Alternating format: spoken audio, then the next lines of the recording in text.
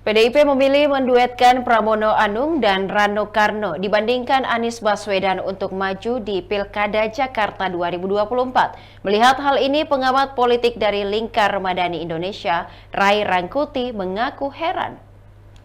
Ia menilai keputusan tersebut seakan menunjukkan bahwa PDIP sengaja mengalah daripada melawan koalisi gemuk Kim Plus.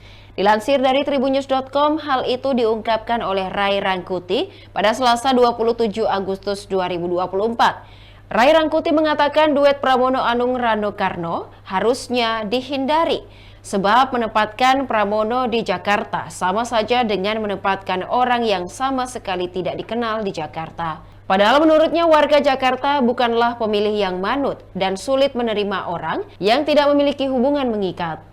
Ray pun mengaku bingung dengan strategi yang dilakukan elit PDIP untuk Pilkada Jakarta. Terlebih secara elektabilitas keduanya juga sangat tertinggal dengan Ridwan Kamil Suswono. Ray menganggap keputusan mengusung Pramono Rano Karno ini seakan PDIP kehilangan taji dan tanduk untuk menyeruduk, yang mana hal itu biasanya tidak dilakukan oleh PDIP.